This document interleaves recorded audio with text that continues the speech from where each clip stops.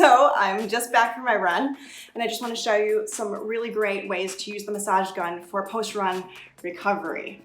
So let's get straight to it. I've just pulled my shoes off because it's pretty great to use it on your feet at the beginning of your post-run cool down work. So got the massage gun on, and I'm just going to start with the little plunger. I feel like this looks like a toilet plunger, this little springy padded tip, and it's really great to use along the bottoms of the feet in post-run recovery.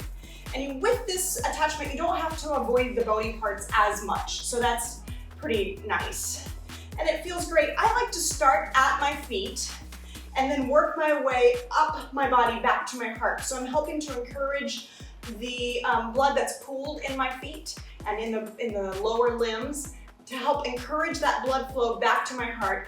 I've got a lot of blood down there, and sometimes you feel it swelling in your legs, a lot of lymph, and a lot of lactic acid that pools down in the bottoms of your legs. So this is great to help move that out of your tissues and back toward your heart to get cycling through your body.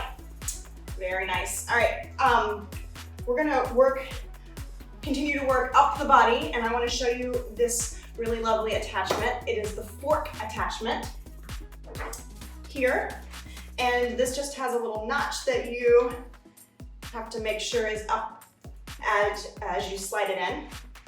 And this is my favorite attachment. Like I always say that. This is perfect for use along your Achilles. So I put this chair here to prop my leg up, and it just runs right alongside of the Achilles tendon on either side of your calf to really work into those muscles along the sides. There's an attachment to points and those tendons to allow release there. Wow. So definitely after the feet, working up the leg with the fork attachment. All right. I'm just gonna do one leg for this demonstration, but then obviously you'll wanna do both legs. So you can just start it back at the beginning and do the second leg after that. All right, I'm gonna switch it up now. And I'm gonna move back to that little toilet plunger attachment. Pop. And we're gonna work up the calf and shin. So if you are having any kind of shin pain, shin splints, here, I'll pull my pant leg up so you can see. You want to run it along the outside of the shin, not on the bone, but to the outside of the bone, just to find release there. And with this technique, I like to pause and do some point and flex, and then relax as I apply the gun to the muscle again. Whoops, right across the bone. Didn't hurt too. It doesn't hurt because it's got that plunger tip. It's not a hard tip. It's very soft. And then point, flex. And so this point flex technique sends the message to the muscle to contract, and then sends the message to release. Contract, release.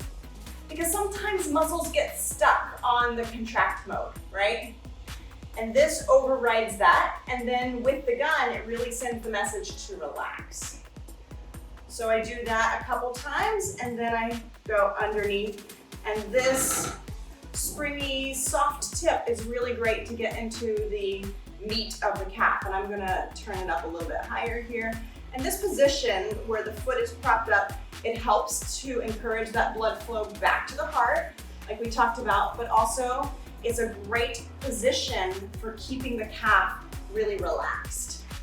So released calf, nice and released, and then I'm gonna move it straight up into the hamstring.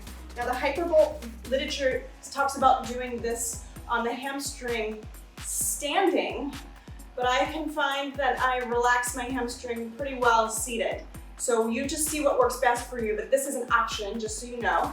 Totally great, running up and down along the fibers, and then you can run across the fibers, side to side. And I generally do 3 or 4 swipes, and then 3 or 4 swipes the other direction. Great. So I want to show you the ball attachment next. Continuing to move up the body, we're gonna work the ball attachment along the quads. So still seated, so you can be nice and relaxed. And we're gonna go up the quads, working along those muscle fibers. 3 or 4 passes, really easy, feeling it out. Finding that release. If you've done a lot of hill work on your run, this is gonna feel really good, especially downhill work, right? That seems to work those quads more than uphill work. Downhill where you're decelerating the stride. Great, and then across fibers. Excellent. Avoiding any bony parts with this ball attachment because it's a little less forgiving on the hard parts than that plunger attachment. Great. From here, we're gonna take it up to standing, and we're gonna work along the hamstring stand-in. So I'm gonna put my leg not straight, but a little bit bent, and work up the back of the leg there. So hopefully you can see that. I'm working up in alignment with those muscle fibers, and then across side to side. And I've got this on the setting 2 here, but work with the setting that feels most comfortable to you. And from there, we're gonna move right up, same attachment into the booty. And we're gonna run up and down with these cross fibers, with the fibers of the booty, and then across. Now, running is this really unusual activity, right? It's basically a single leg activity because you're striding, you're landing on one leg, and then you're taking off of that same leg to push to the other one.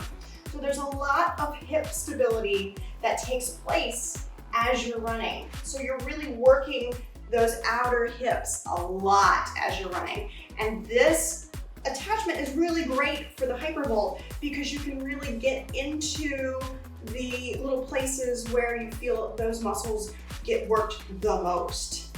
And especially if you can't get to a massage therapist or reflexologist, this type of device, this hypervolt massage gun, is amazing for helping find release through those overworked places.